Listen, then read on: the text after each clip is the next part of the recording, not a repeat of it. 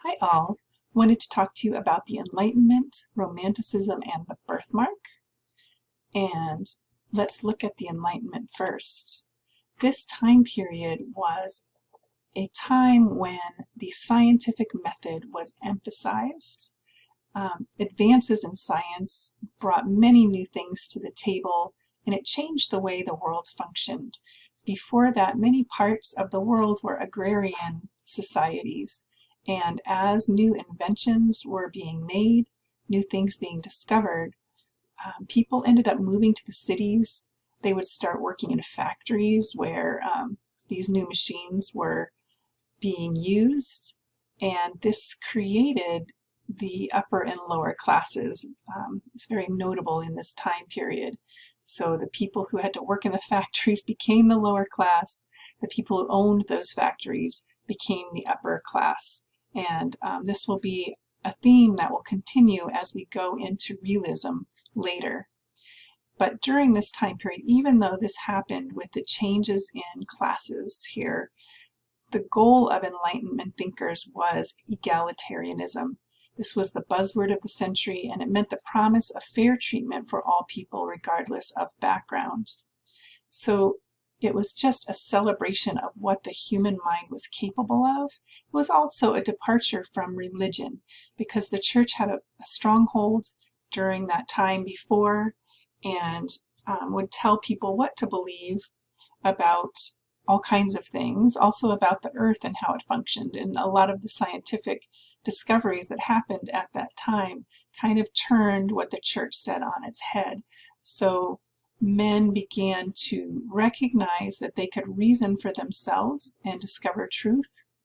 And a lot of this happened in coffee houses during the Enlightenment era. They were the center for debates, for discussion of all these new ideas. So coffee really fueled the Enlightenment era. Now, note the dates for the Enlightenment here. One thing you'll notice when you look up dates for different eras or literary movements in history is that they'll always differ. Part of this is there's different schools of thought. Also, there's many literary movements started in Europe and came to America later, so sometimes the dates will represent European dates, sometimes American dates. So these are just a general rule of thumb. But the Enlightenment period it's present for a long period of time here. And you'll note as Romanticism comes in next that these dates overlap.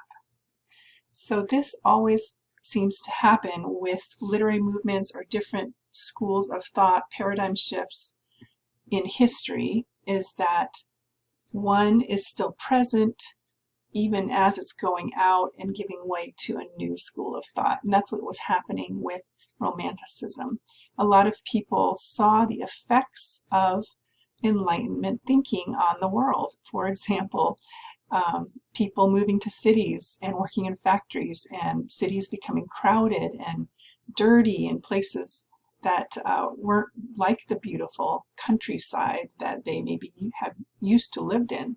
So Romantics often kind of longed for the past, that idealized past and that notion of how things used to be.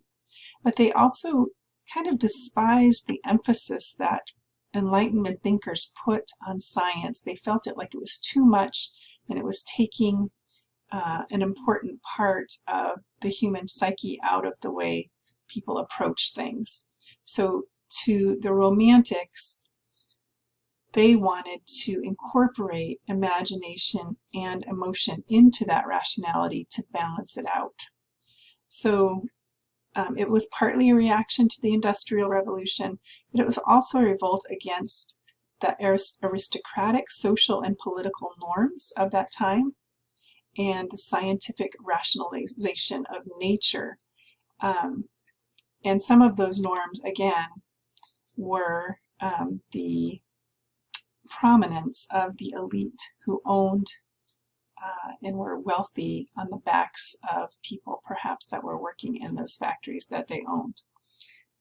So some of the tenets of Romanticism, they placed a very high priority on the imagination. They said this was the supreme faculty of the mind, and again, this was a contrast against the supremacy of reason. Also nature.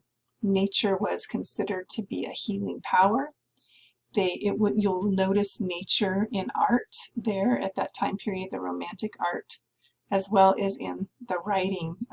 Nature was written about, and it was deemed a refuge from the artificial constructs of civilization. So again, you can see that theme of we miss the agrarian lifestyle, the countryside we used to live in. We're now in this more artificial environment of the city, working our lives away in these dirty factories and neighborhoods. And so they just valued nature in that way. And then symbolism was also a great part of Romanticism.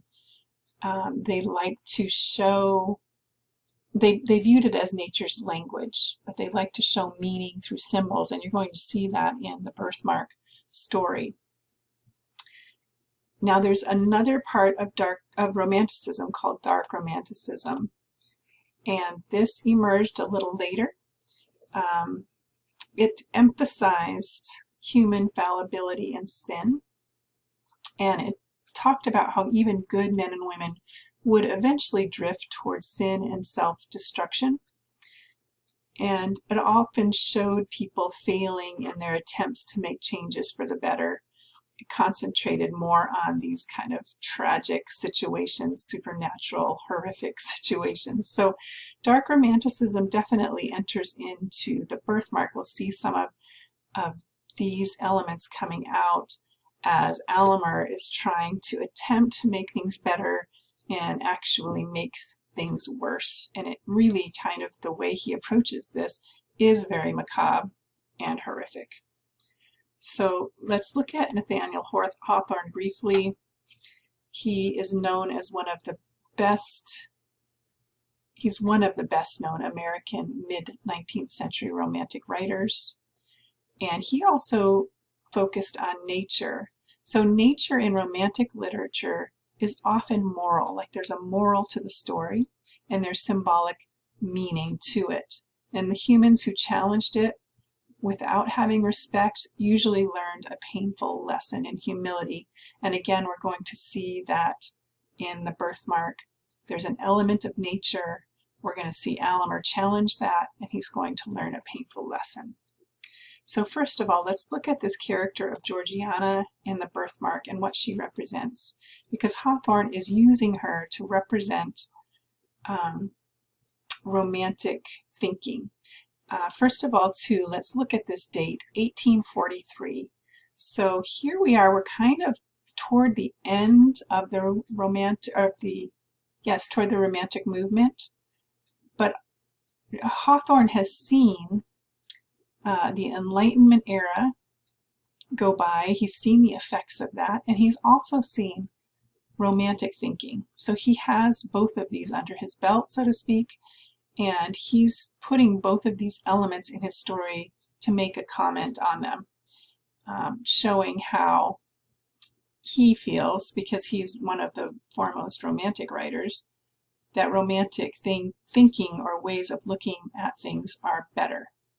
So Georgiana represents Romanticism in the story, and her birthmark is part of nature. It's part of who she is. She was born with it. And Romantics feel like you should not mess with nature because it's always going to be greater and more powerful than you.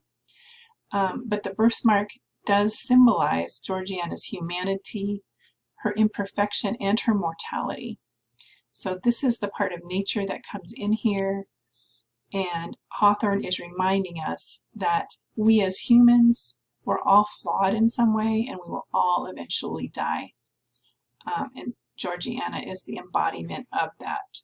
Now Alymer comes in. He is the scientist in the story, a natural philosopher. That's what scientists were called at the time.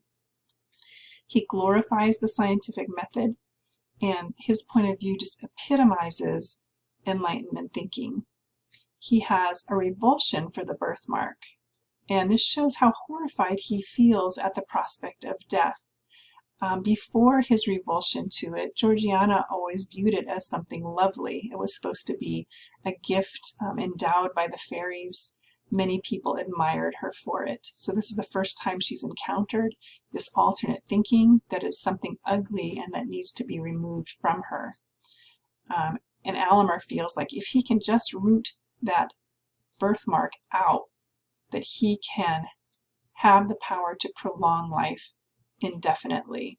So he's really horrified by the prospect of mortality and death, and he wants to gain mastery over that. He wants to be known for that scientific achievement, that if he could successfully do this for her, that it's going to add to his reputation. He also feels like the birthmark represents her moral decrepitude and spiritual flaws, so he just associates this mark with something really horrible, just like Enlightenment thinkers didn't agree with the Romantic line of thought. And he's always striving for a perfection that really can't be reached as a human being. We are all imperfect. So Hawthorne's really showing the clash of ideas between these two groups of thinkers, Enlightenment thinkers, Romantic thinkers. So I'd like you to consider this as you read the story and post on the discussion board this week, and I look forward to what you have to say.